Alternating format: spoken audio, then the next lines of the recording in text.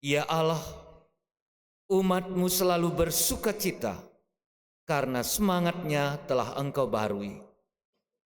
Semoga kami yang hari ini bergembira karena telah Engkau angkat menjadi anak-Mu, menantikan hari kebangkitan dengan harapan penuh syukur. Dengan pengantaraan Yesus Kristus Putra-Mu, Tuhan kami, yang bersama dengan Dikau dalam persatuan Roh Kudus, hidup dan berkuasa Allah sepanjang segala masa.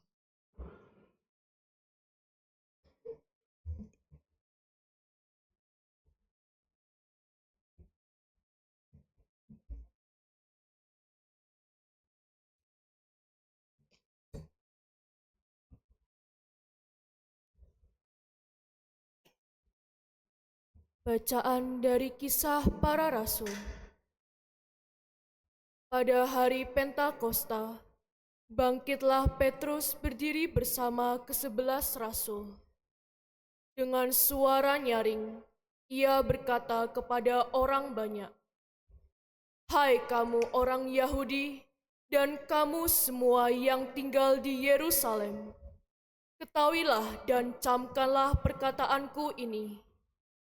Yang aku maksudkan ialah Yesus dari Nazaret, seseorang yang telah ditentukan Allah dan telah dinyatakan kepadamu dengan kekuatan, mujizat, dan tanda-tanda yang dilakukan oleh Allah dengan perantaraan Dia di tengah-tengah kamu. Semuanya itu tentu kamu tahu. Dia yang telah diserahkan Allah menurut maksud dan rencananya telah kamu salibkan dan kamu bunuh dengan pertolongan orang-orang durhaka. Tetapi Allah telah membangkitkan Dia, telah melepaskan Dia dari jerat kematian, karena tidak mungkin Ia tetap berada dalam kuasa maut itu. Sebab Raja Daud telah bernubuat tentang Dia sebagai berikut, "Aku senantiasa memandang kepada Tuhan, karena Ia berdiri di sebelah kananku, maka aku tidak goyah. Sebab itu hatiku bersuka cita dan jiwaku bersorak-sorai, bahkan tubuhku akan diam dengan tentram. Sebab Engkau tidak menyerahkan daku kepada dunia orang mati, dan tidak membiarkan orang kudus-Mu mengalami kehancuran. Engkau menunjukkan kepadaku jalan kehidupan. Engkau akan melimpahi aku dengan sukacita di hadapan-Mu. Saudara-saudara, aku berkata terus terang kepadamu tentang Daud, bapa bangsa kita. Ia telah mati dan dikuburkan, dan kuburnya masih ada pada kita sampai hari ini. Tetapi ia adalah seorang nabi, dan ia tahu bahwa Allah telah berjanji kepadanya dengan mengangkat sumpah bahwa ia akan mengangkat seorang dari keturunan Daud sendiri menduduki tahtanya. Daud telah melihat ke masa depan dan telah berbicara tentang kebangkitan Mesias ketika ia mengatakan bahwa Dia tidak ditinggalkan di dalam dunia orang mati dan bahwa tubuhnya tidak mengalami kehancuran. Yesus inilah yang dibangkitkan Allah. Tentang hal itu, kami semua adalah saksi. Dan sesudah ia ditinggikan oleh tangan kanan Allah dan menerima Roh Kudus yang dijanjikan itu, maka dicurahkannya apa yang kamu lihat dan kamu dengar di sini. Demikianlah sabda Tuhan.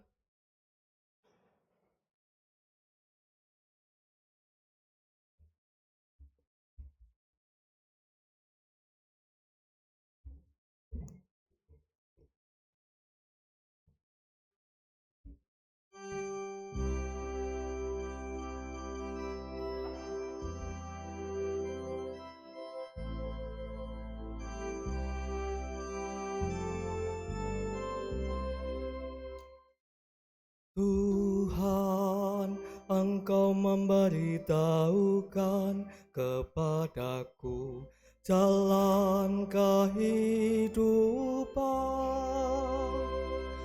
Tuhan, Engkau memberitahukan kepadaku jalan kehidupan. Jagalah aku ya Allah, sebab padamu aku berlindung. Aku berkata kepada Tuhan, Engkaulah Tuhanku. Engkaulah bagian warisan dan pialaku.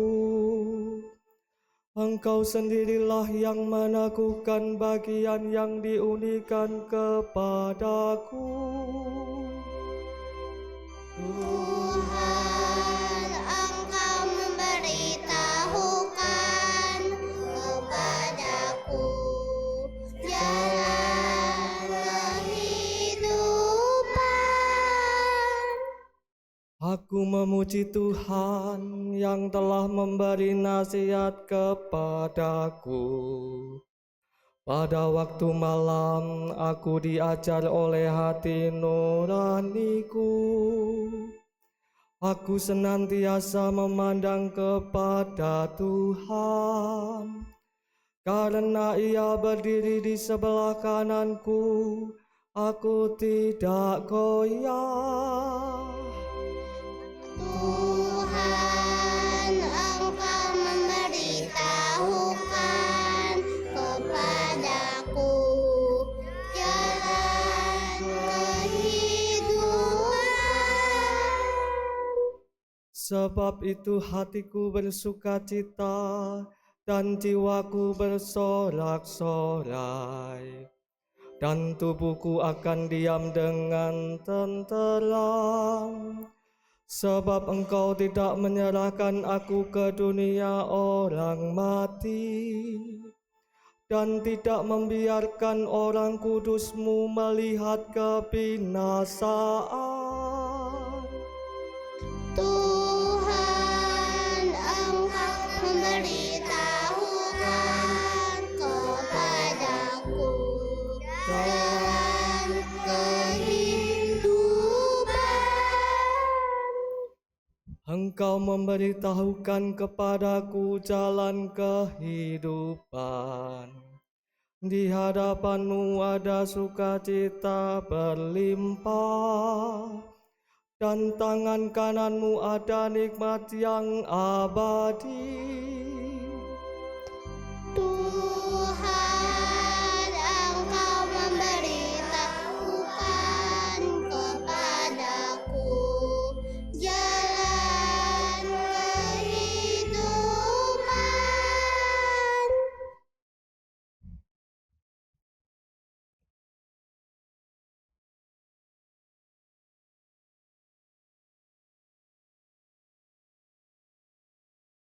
Bacaan dari surat pertama Rasul Petrus.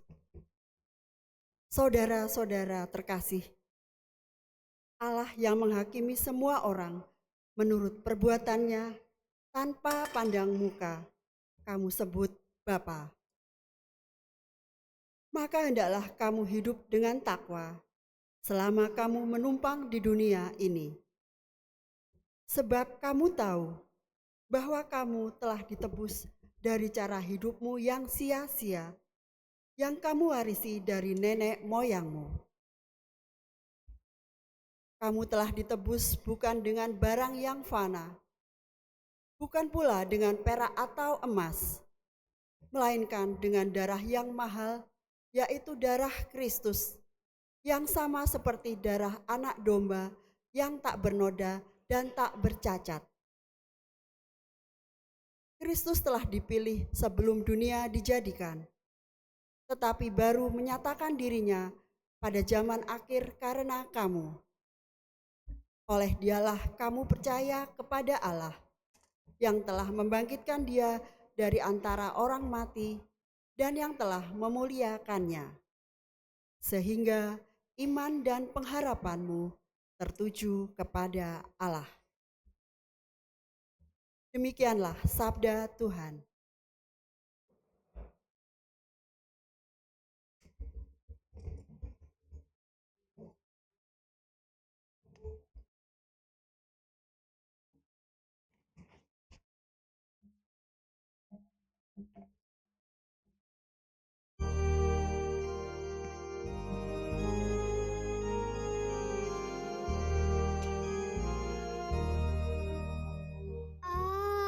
Haleluya, haleluya, haleluya. Haleluya, haleluya, haleluya. Tuhan Yesus, bukalah arti kitab suci bagi kami. Kobarkanlah hati kami karena ajaran-Mu. Haleluya, haleluya, haleluya. Tuhan bersamamu.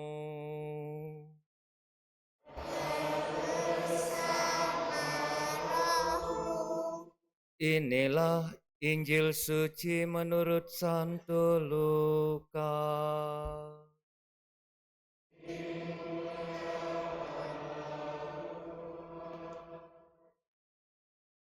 Pada hari pertama dalam pekan itu, 2 orang dari murid-murid Yesus pergi ke sebuah desa bernama Emmaus yang terletak kira-kira 11 km dari Yerusalem.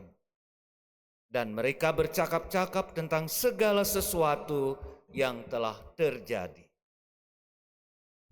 Ketika mereka sedang bercakap-cakap dan bertukar pikiran, datanglah Yesus sendiri mendekati mereka, lalu berjalan bersama dengan mereka.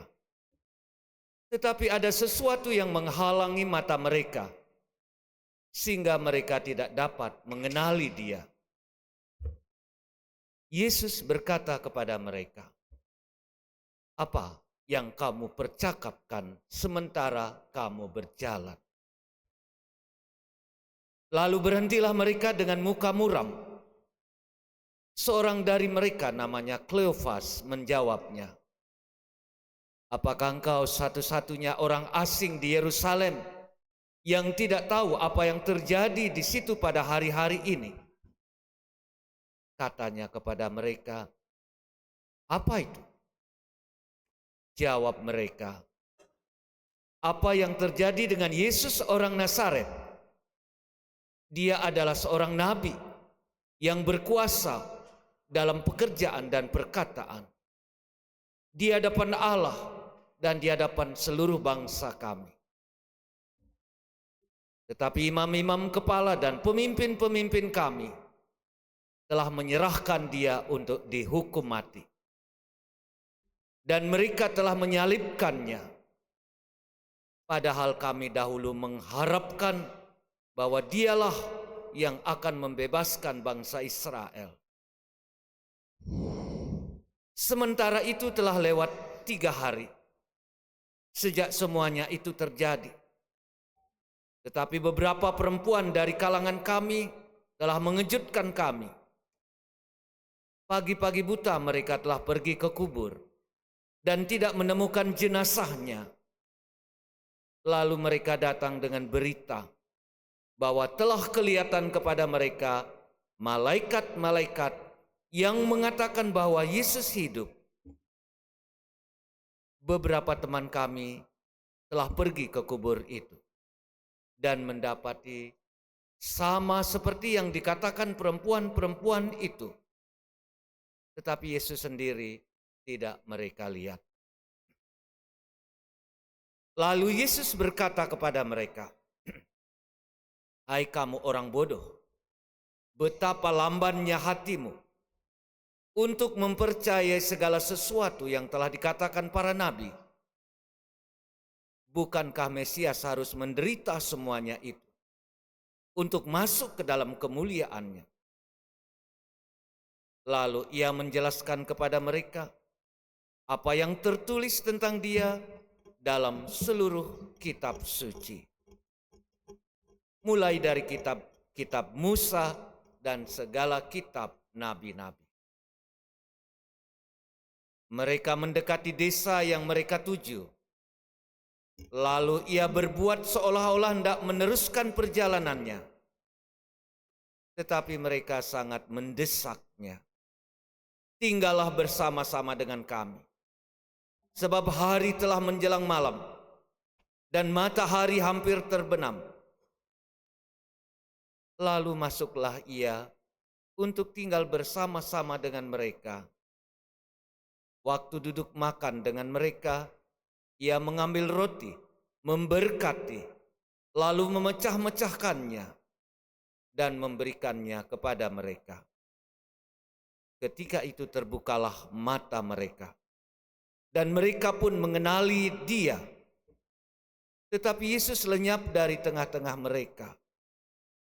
Kata mereka satu sama lain, "Bukankah hati kita berkobar-kobar ketika ia berbicara dengan kita di tengah-tengah jalan, dan ketika ia menerangkan kitab suci kepada kita?" Lalu bangunlah mereka dan langsung kembali ke Yerusalem. Di situ mereka mendapati ke-11 murid. Mereka sedang berkumpul bersama teman-teman mereka. Kata mereka kepada kedua murid itu, "Sungguh Tuhan telah bangkit dan telah menampakkan diri kepada Simon." Lalu kedua murid itu pun menceritakan apa yang terjadi di tengah jalan dan bagaimana mereka mengenali Yesus pada waktu ia memecah-mecahkan roti.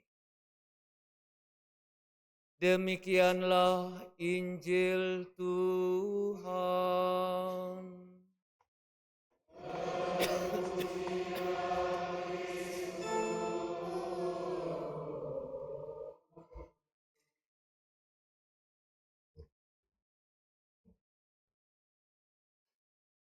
Bapak, Ibu, saudara-saudari umat Tuhan yang terkasih. Mungkin saya tanya ya pada Miss Denar ini. Pentakosta itu kapan ya? Ya, Miss Denar, Pentakosta itu kapan ya? Tidak perlu katakan hari apa, tapi kapan? Ya? Ya, memang Pentakosta artinya penta 50, bahasa Yunani. Artinya setelah 50 hari kebangkitan. Tetapi sesungguhnya menurut kitab suci, Pentakosta itu terjadi seperti dikutakan dalam Injil. Sore hari setelah kebangkitan Tuhan, para murid menerima Roh Kudus, dan sejak itulah mereka pergi kemana-mana untuk mewartakan kerajaan Allah, kebangkitan Tuhan. Itu Injil Yohanes.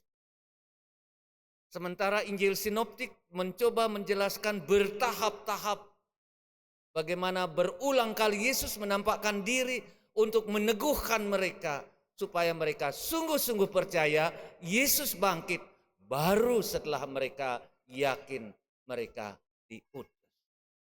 Tetapi Yohanes mengatakan hari Minggu sore itu juga Roh Kudus dicurahkan kepada mereka dan mereka pergi mewartakan seperti bacaan pertama, bacaan kedua yang hari ini kita dengarkan.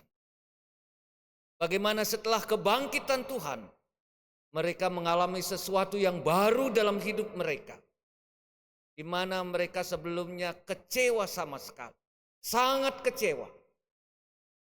Bagaimana dia yang datang dari Allah. Bagaimana dia Allah. Dan harus mati. Mati di kayu salib. Dan mereka sangat kecewa, dan kekecewaan mereka itu diungkapkan dengan pulang kampung.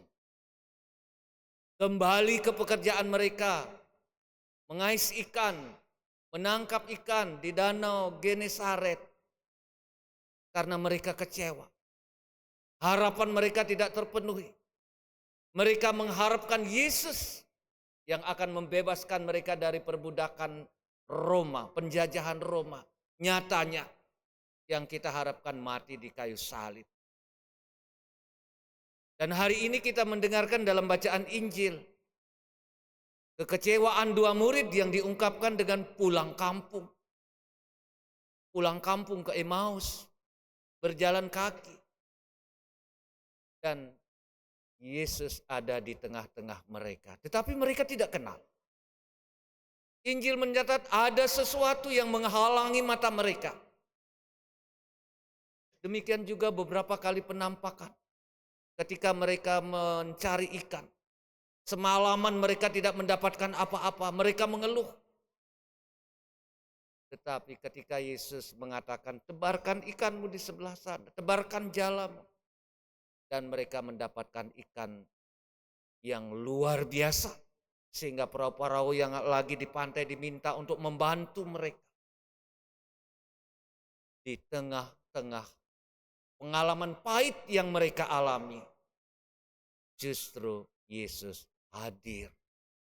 Membantu, menolong, membuat mujizat di tengah-tengah mereka. Ketika mereka kecewa karena itu mereka pulang ke Emmaus. Mereka sangat kecewa. Tetapi Yesus hadir di tengah-tengah mereka dan mereka tidak memahami. Dan dari beberapa penampakan Yesus setelah kebangkitannya, baru mata mereka melek ketika makan roti, ketika makan ikan. Dan baru coba perjalanan sepanjang 11 kilo. Yesus begitu semangat menceritakan tentang kitab suci dari A sampai Z. Dan mereka juga hati mereka berbunga-bunga, berkobar-kobar.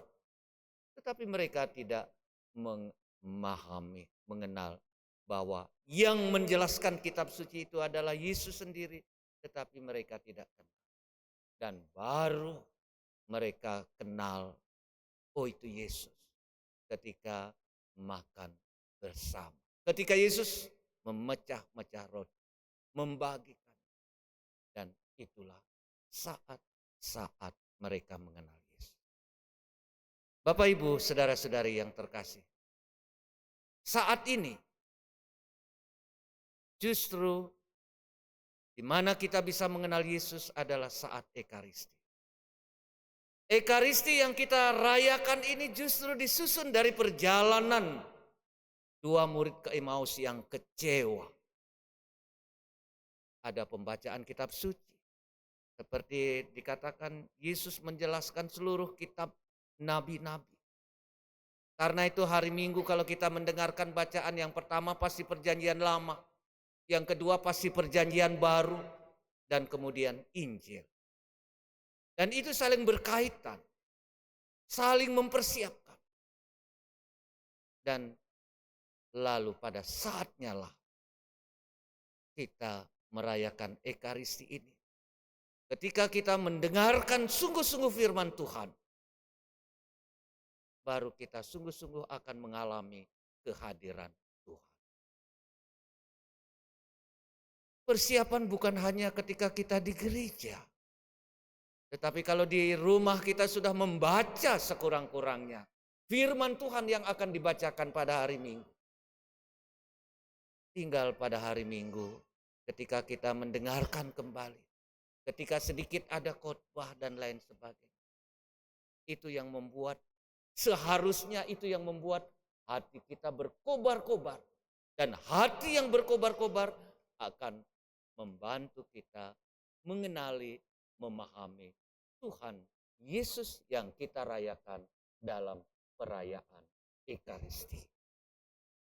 Karena itu, para murid di tengah-tengah kekecewaannya, di tengah-tengah tidak mendapatkan apa-apa, semalaman kami telah bekerja tetapi seekor pun tidak kami tangkap. Dan Yesus hadir pada saat-saat macam itu. Dan ketika dua murid pulang kecewa, dan saat-saat kecewa itulah Tuhan hadir di tengah-tengah mereka. Cuma mereka belum memahami bahwa itu Tuhan. Karena itu Bapak Ibu saudara-saudariku yang terkasih, perayaan Ekaristi adalah kesempatan di mana kita berjumpa dengan Tuhan. Kalau boleh dikatakan, perayaan Ekaristi adalah nafas kehidupan iman kita. Kalau nafas berhenti, artinya apa? Mati. Kalau orang Kristiani, orang Katolik berhenti merayakan Ekaristi, artinya apa? Imannya mati. Karena itu, marilah kesempatan yang tiada lain adalah untuk mengucap syukur kepada Tuhan. Karena Dia hadir di tengah-tengah kita justru ketika kita mengalami kepahitan dalam hidup kita. Ketika kita mengalami tantangan, kesulitan, pada saat-saat macam itulah Tuhan justru hadir. Dan tentu kita sering mengalami. Ketika tidak ada jalan lagi, ketika semuanya buntu, kemana kita mencari jalan. Dan justru ketika kita kembali setia, kembali merayakan Ekaristi, bukan hanya nafas atau Natal Paskah, tetapi ketika kita tiap hari berjumpa dengan Tuhan dalam perayaan Ekaristi, kita akan menemukan banyak hal-hal yang kerap kali tidak pernah kita bayangkan. Seperti para murid, mereka sudah spesialis untuk menjala ikan, dan malam itu mereka tidak dapatkan seekor pun. Tetapi justru saat-saat itulah Tuhan hadir. Tuhan menolong, Tuhan membuat mujizat. Dan marilah kita di dalam perayaan Ekaristi, kita mempersiapkan sungguh-sungguh bagaimana kita mau berjumpa dengan Tuhan, supaya mata kita tidak terhalang. Barangkali karena kekecewaan, seperti para murid, saking kecewanya Yesus berjalan bersama mereka, mereka tidak tahu itu Yesus. Dan juga ketika mereka di pantai, mereka pikir hantu. Tetapi justru Tuhan yang datang mengarah kepada mereka untuk berjumpa dengan mereka, menolong mereka.